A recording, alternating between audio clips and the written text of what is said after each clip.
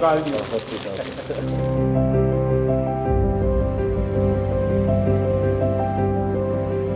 हिंदुस्तान के गांव का एक लड़का जब दुनिया में नाम रोशन करता है तो अच्छा लगता है। और आप तो नसीब वाले हो जी, आपके परिवार ने आपका नाम दिलजीत रखा तो आप जीतते ही जाते हो लोगों को।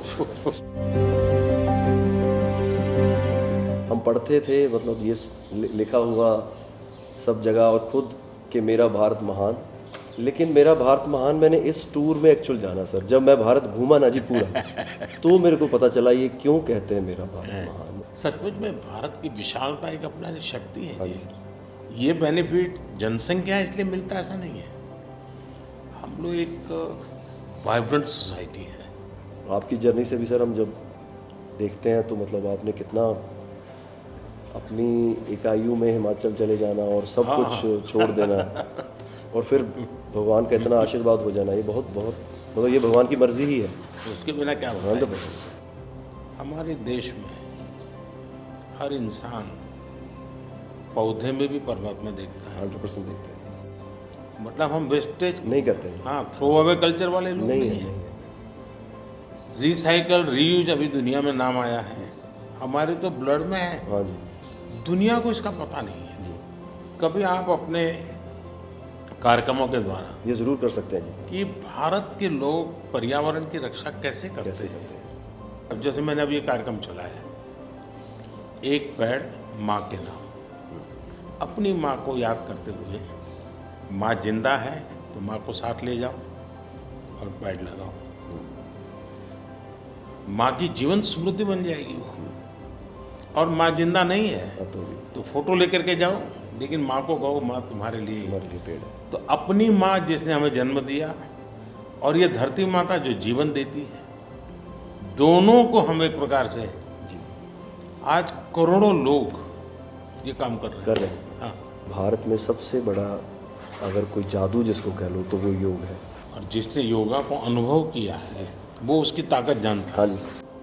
आपको ये बाहर जाते हैं तो अनुभव क्या आता है, संगीत के इतने बड़े समारोह में जाते हैं तो बाकी लोगों की भाषा, उनकी स्टाइल, नए इमोशंस होते हैं। जी जी सर, मेरे को लगता है सर जैसा उन्होंने बना दिया एक कोचेला को एक फेस्टिवल या और भी फेस्टिवल्स बड़े होते हैं,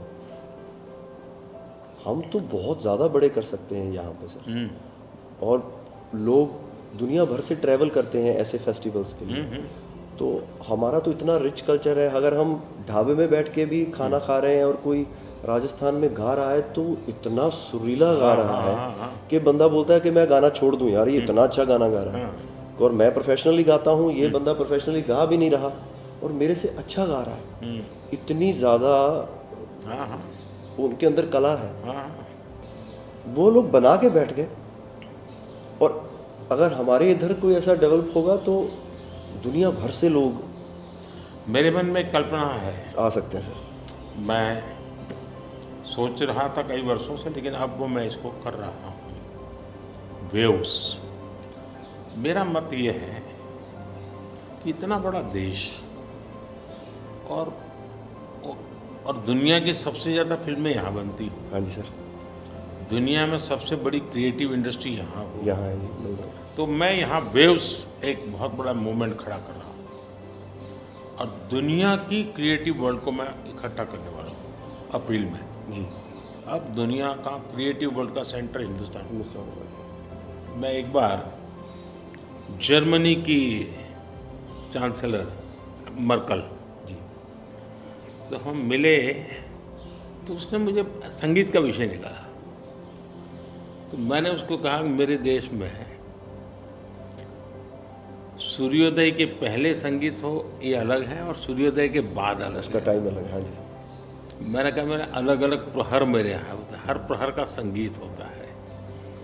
फिर मैंने कहा सैड सिचुएशन है तो एक संगीत है, जॉय है तो एक है। तो फिर उनको बड़ा इंटरेस्ट लिया।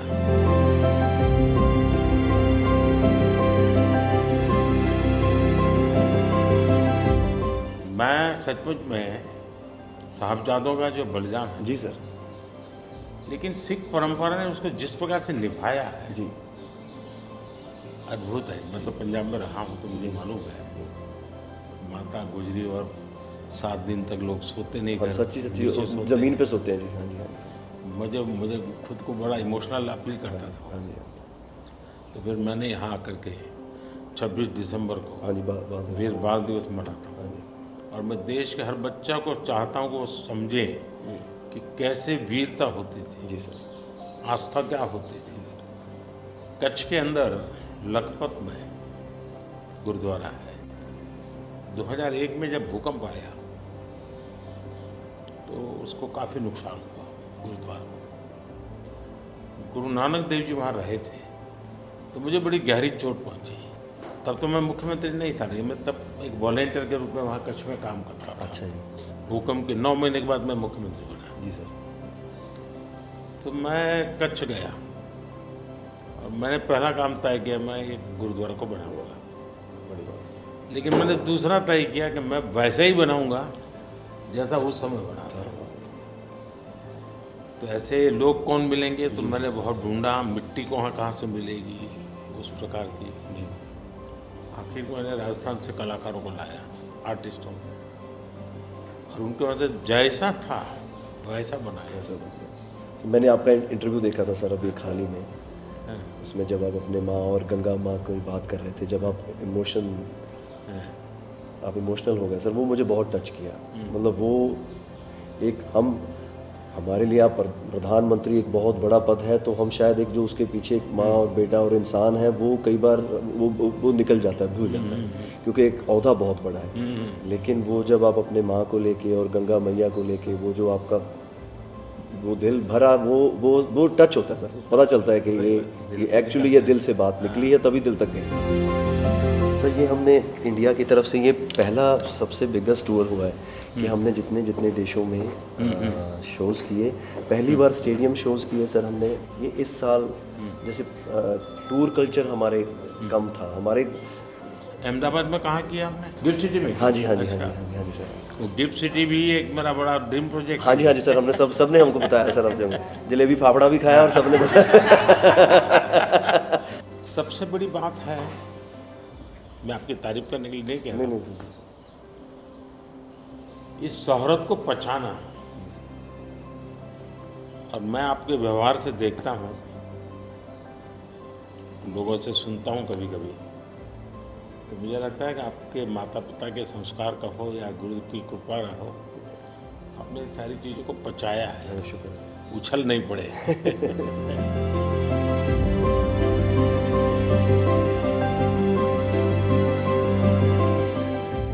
ਉਹ ਕਹਿੰਦੇ ਕਿੱਥੇ ਹੈ ਤੇਰਾ ਰੱਬ ਦਿਸਦਾ ਹੀ ਨਹੀਂ, ਮੈਂ ਕਿਹਾ ਅੱਖਾਂ ਬੰਦ ਕਰ ਧਿਆਨ ਧਰ ਮਹਿਸੂਸ ਕਰ, ਇਹ ਮਸਲਾ ਬਾਹਰ ਦੀ ਅੱਖ ਦਾ ਨਹੀਂ ਅੰਦਰ ਦਾ ਹੈ, ਮੈਂ ਕਿਹਾ ਅੱਖਾਂ ਬੰਦ ਕਰ ਧਿਆਨ ਧਰ ਮਹਿਸੂਸ ਕਰ, गुरु नानक ता अंग संग है, तू ही बस गैर हाजिर है, गुरु नानक गुरु नानक गुरु नानक।